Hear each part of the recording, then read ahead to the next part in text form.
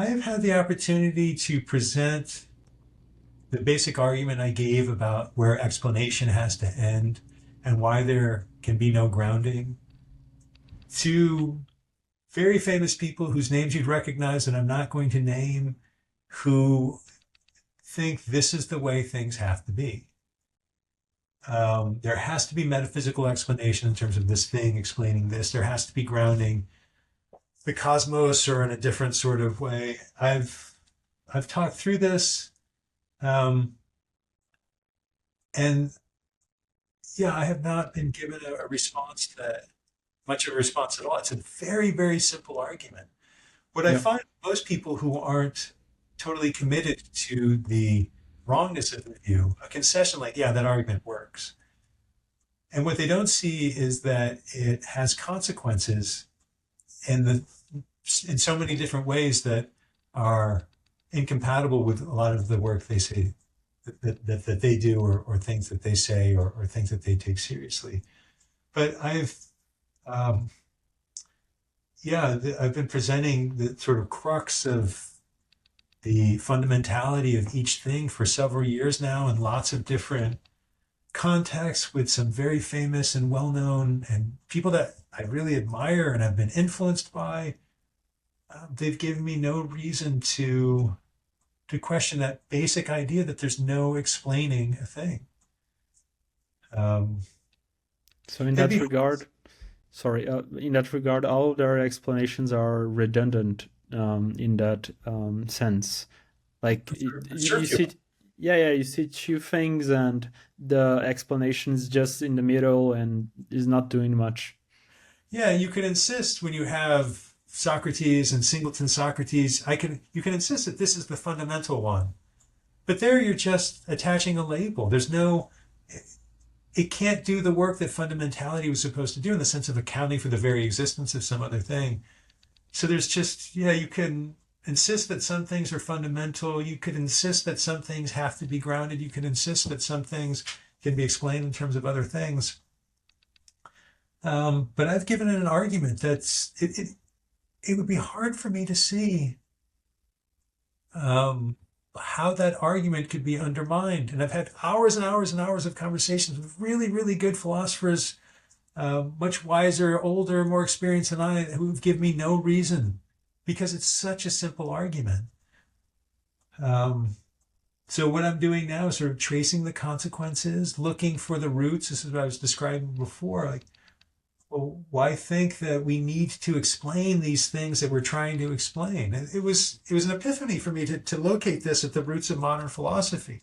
Oh, it's because these guys were rejecting Aristotle, but still holding on to this need, that there needs to be some explanation.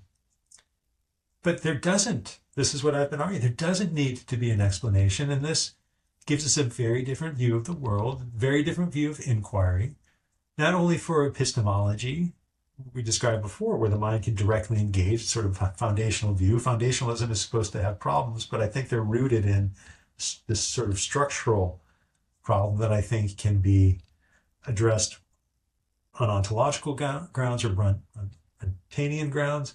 But so there are these consequences for epistemology and philosophy of mind and action theory, but there are also consequences, like we were talking before, about the sort of limits of theory and ethics. And of course, there have been some great philosophers, Jonathan Dancy and Bernard Williams, who are skeptical of the need for theory and ethics. And this is a way of sort of seeing under the hood of like why those views have to be right. There's just the need for explanation cannot be met.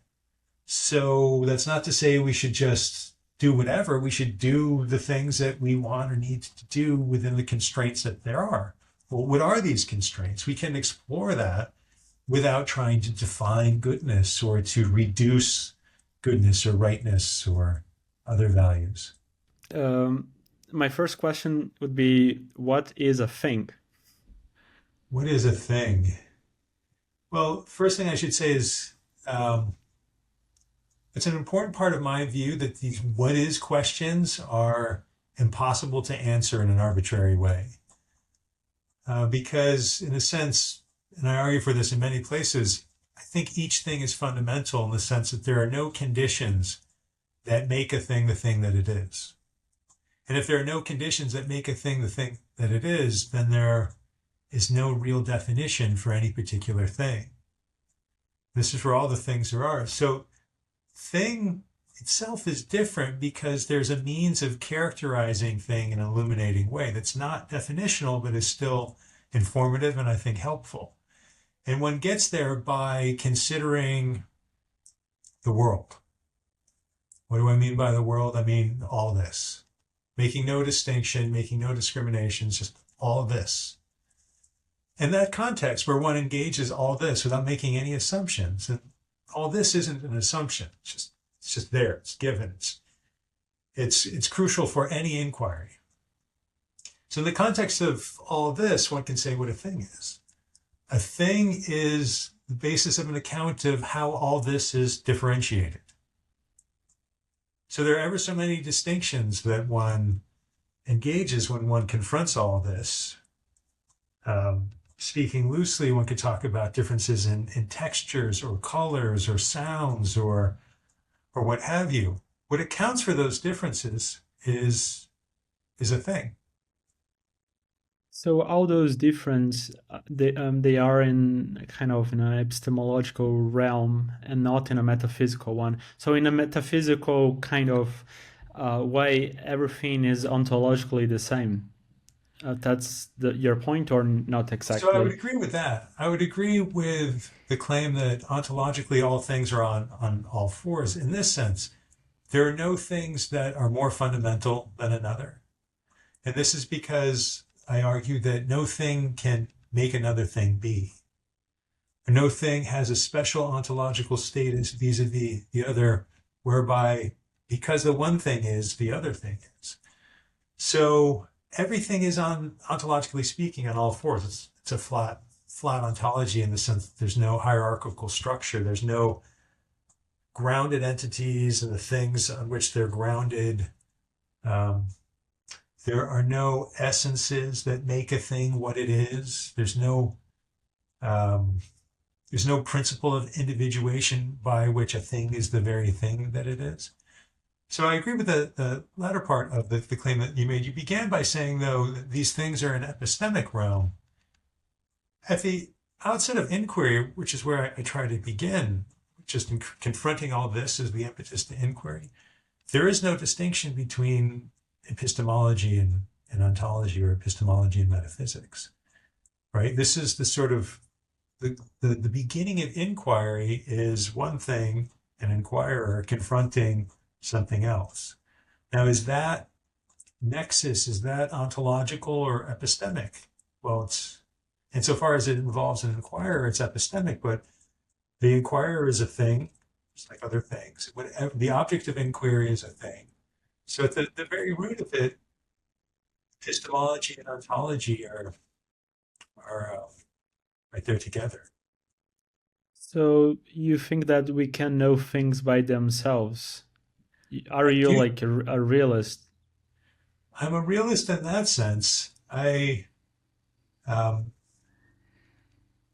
think the mind can be acquainted with things where this is a direct relational engagement. It's not, doesn't have any structure. It's not propositional. At the basis of our engagement with reality, one is confronting things, and the mind isn't doing anything to those things. I've discussed in some places what a mind is, and a mind is a thing, as is anything that is suitable for an object of inquiry or as the basis of theorizing. A mind is a thing. And in particular, and this isn't definitional, it's just demonstrates or gets you on to the thing that we're talking about when we're talking about minds. Minds have this capacity of intentionality, which is just the capacity to present another thing. So this is what a mind is. It's a thing that presents another thing. And it's not creating. A mind can be creative, but in just engaging the world, it's just being presented to by a thing. And the mind has the capacity for this sort of engagement. So why do you think that we are not like phenomenologically limited, like Kant would think? Why do I think that there are... So I've argued in some places that in principle there's nothing beyond the mind. And I Okay. could give you a much simpler sense of why I think that. If a mind is simply a thing that presents other things, um, and a thing is a difference maker, how could something... I mean, so there are concerns about distance or size, but in principle, why couldn't a thing that presents other things present anything that there is? Um, a thing that didn't contribute to how all this is differentiated, a thing that was somehow elusive. Um, yeah, I don't see why there's any need to posit that, right? So Kant had reasons for thinking that the mind structures reality, that there's some whatnot there that the mind structures to make it intelligible. And when the mind is doing this work, it sort of is screened off from whatever is underlying it. I have a totally different view of the mind. The mind doesn't structure, the mind merely presents. And I have a different view of things and of structure more broadly. There are just things there that the mind gets onto. So Kant had reasons for thinking that there was something that structured reality. And I can tell you a bit about that if you're interested. And in a recent paper, I was invited to participate in a conference on Locke.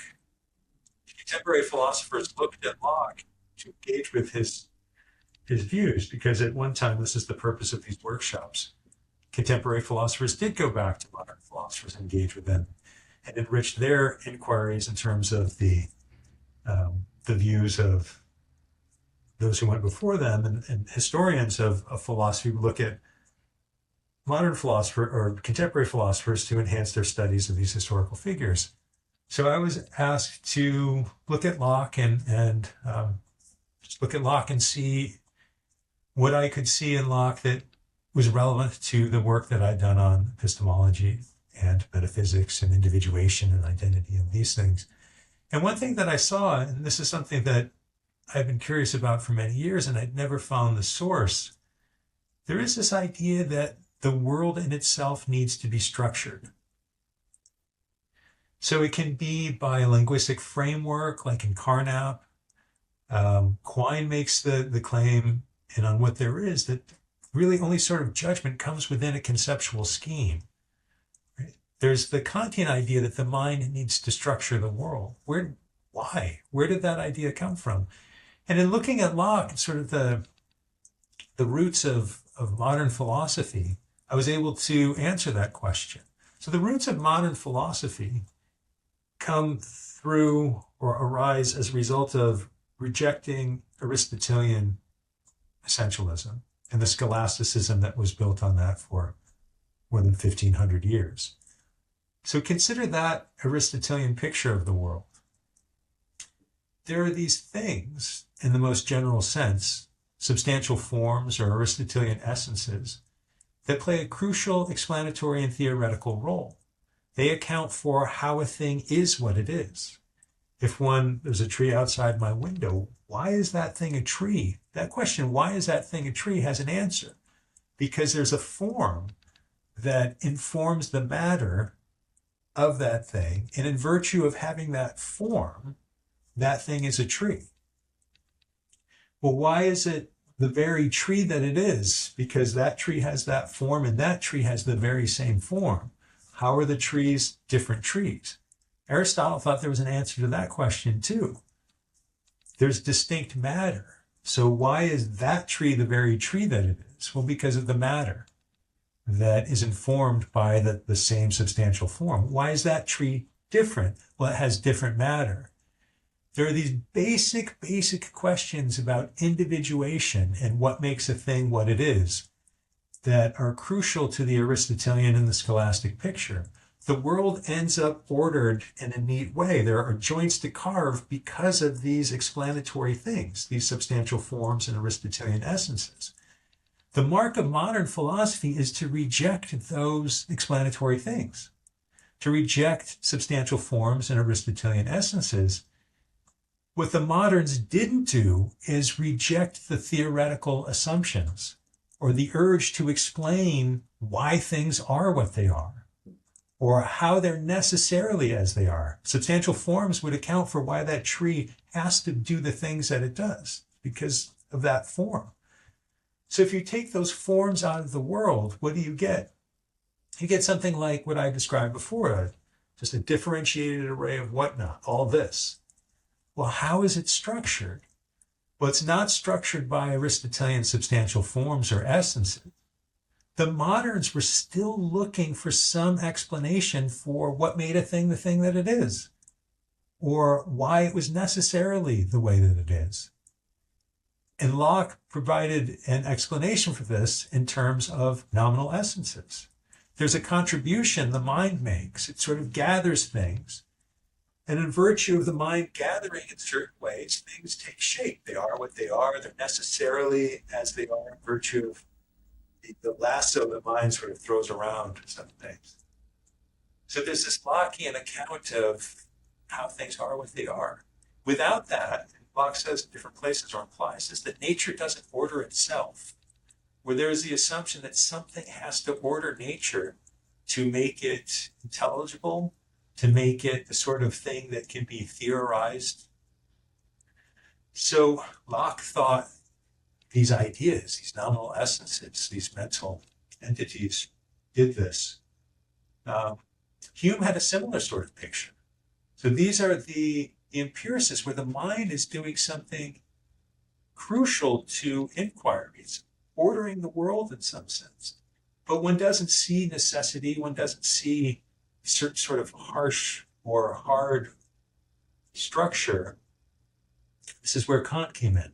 We're not just sort of putting things together. The mind, the human mind is what it is because it sort of structures things in a strict way, in a way that is not unlike the way Aristotelian essences did it, but now the explanation is different.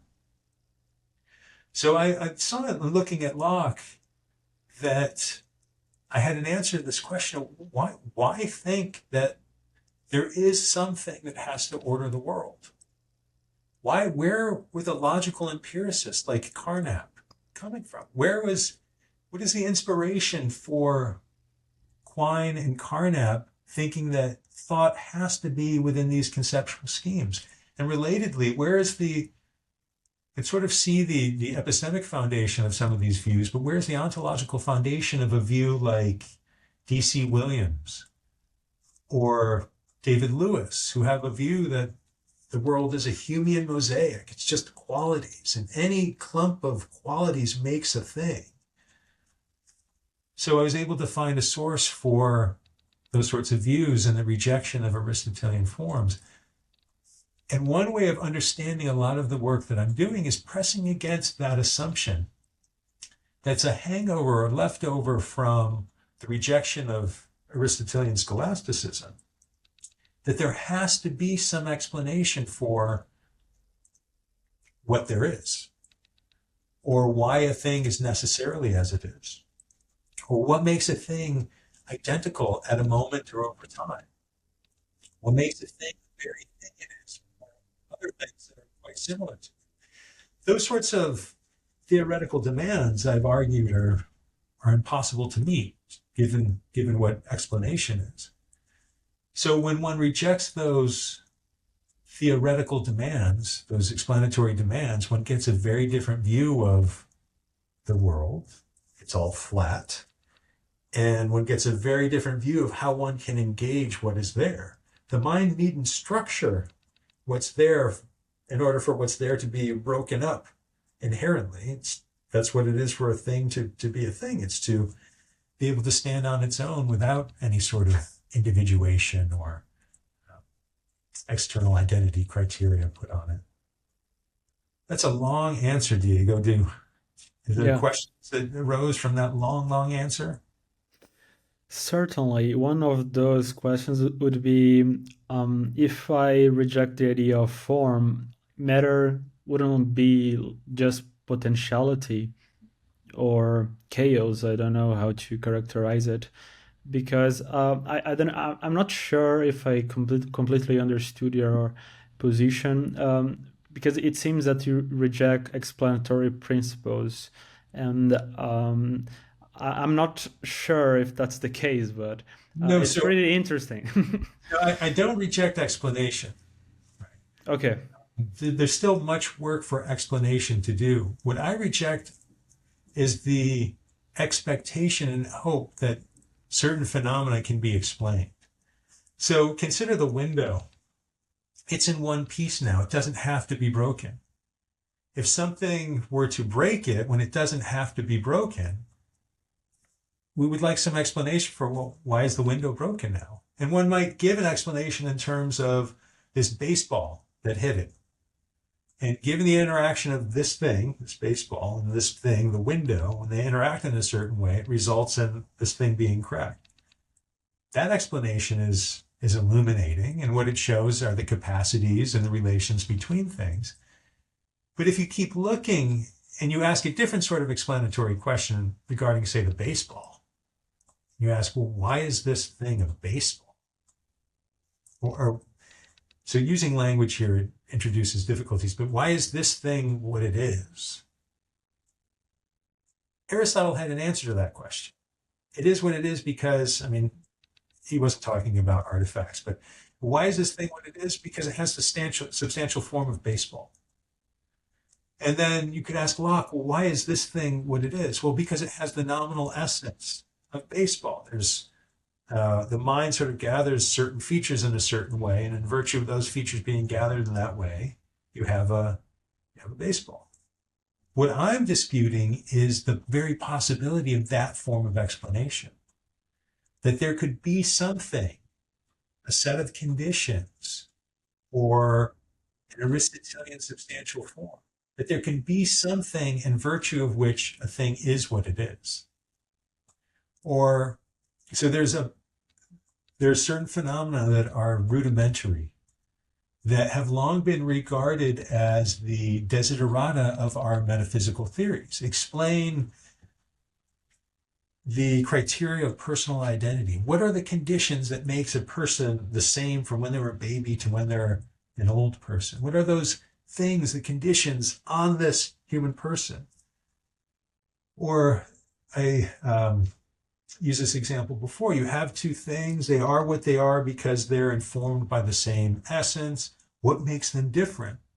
Right? There's an idea that there needs to be some account of the individuation. So a goal of some metaphysicians, historically speaking, has been to provide principles of individuation for material objects, for properties, for propositions. What I'm disputing is that any of these goals can have can be met.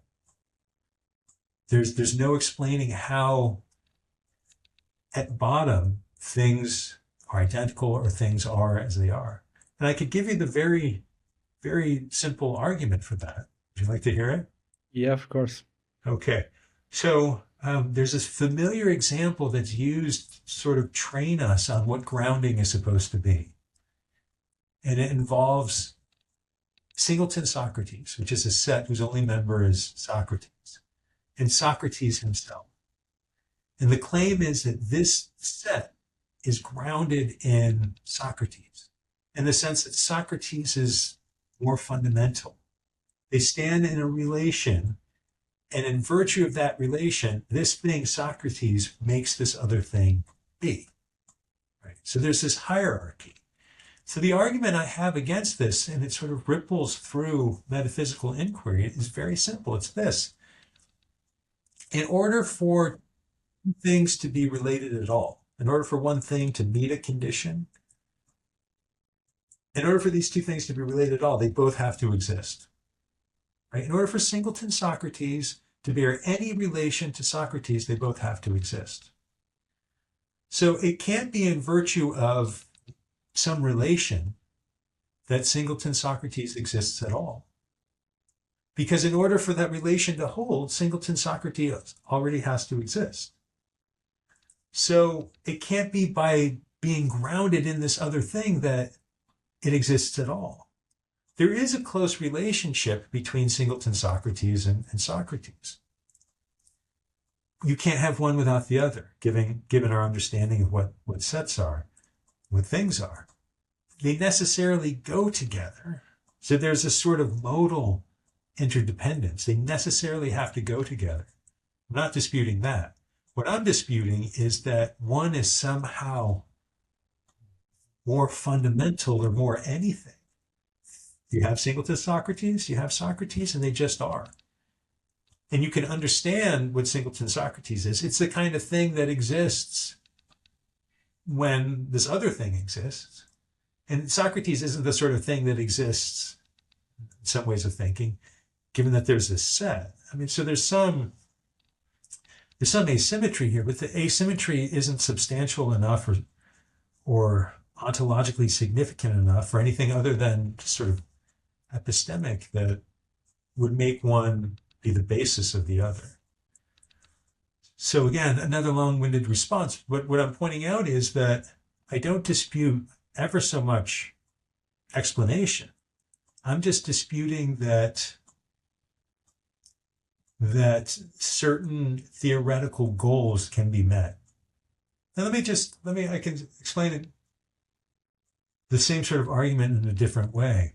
I have a realist view of explanation of the sort that David Hillel Rubin develops in his book Explaining Explanation, and that's sort of seen a bit earlier in Jaegwon Kim's work. This realistic sort of explanation that turns on things being related. It's not spinning in the void. It's you have an explanation when you have one thing and there's a dependence or determination relation to something else.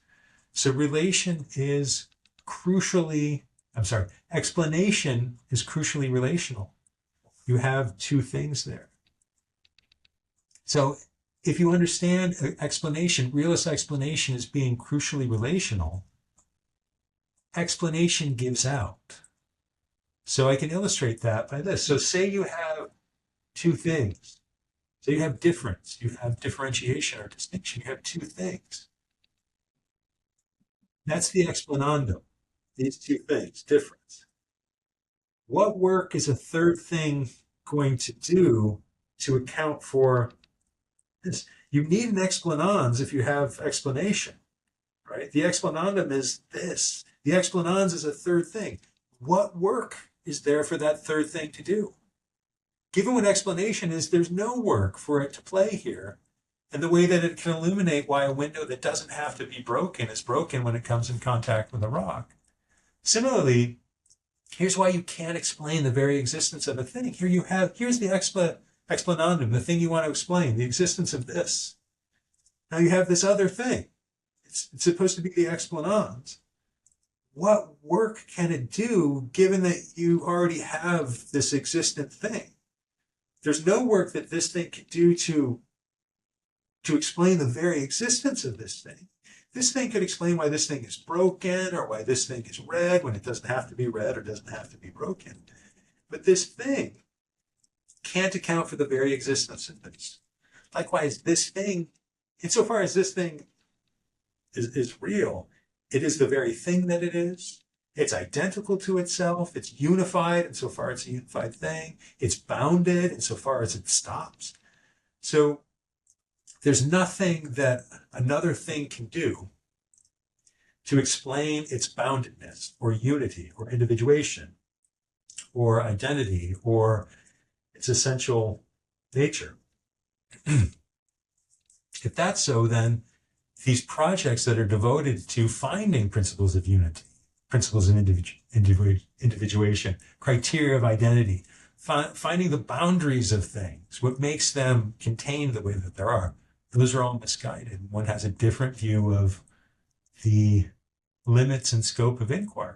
So basically, for you, all things are ontologically unique. They are almost as brute facts, but I don't know the difference between brute facts or the very things that you classify in. Yeah, so everything is brute in the sense that there's nothing that could account for its very existence. Now, so I always have to clarify this. There's nothing that accounts for your existence right now. I'm sorry, there's nothing that can account for your existence simpliciter. There are things I could say to illuminate why you're sitting here talking to me now, and they have to do with your parents and what your parents were doing a certain number of years ago. But explaining why you exist at this particular moment in this particular year, that's different from explaining your existence full stop. Yeah, yeah. I could explain why the table is here in terms of my intentions to have it moved in here and to work on it. But I can't explain the table itself.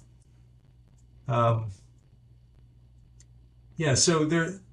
everything in a sense is brute in the fact that there's nothing that can account for its very existence.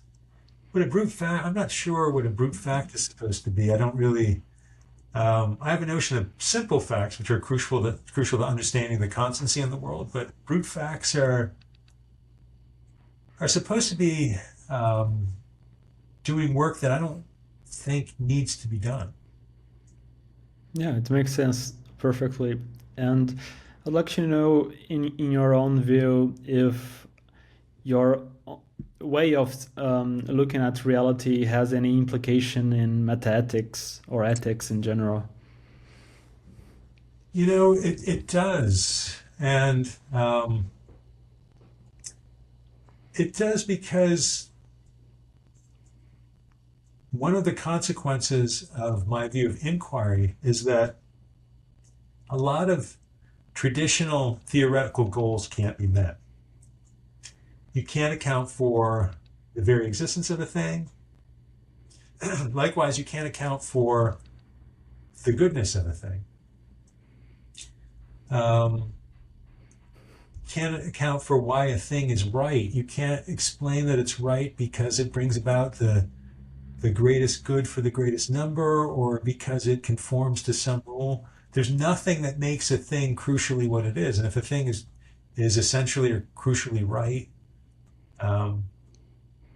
so it's sort of an anti-theoretical consequence for metaethics. There's a world of things. We experience them as having different values. Why do we do that? I mean, there's just, we do, right? Like practical reasons, probably. Yeah, there are reasons for doing things. Dependent on our needs or desires. There might just be things that we respond to because that's what they are. What would a theory of that look like? It's not going to be a neat or straightforward theory, which is not to say that there's no point in doing ethics or metaethics. It's just the goal shouldn't be to devise some sort of theory. It should be to appreciate the richness of the world and the different ways of being in the world. So I teach courses on well-being where I consider what it is to live the good life. And there are supposed to be theories of what it is to live the good life based on certain assumptions about what we are, or what we're not, or what is right, or what isn't right.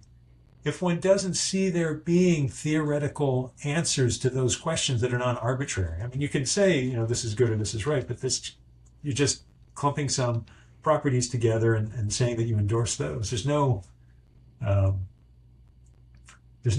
non-arbitrary way of sort of settling some of these things, even though they're there in the world. So one doesn't get a theory of what the good life is, or what rightness is, or what goodness is. One gets the need to just sort of reflect on different cases and reflect on one's desires and goals and competing interests.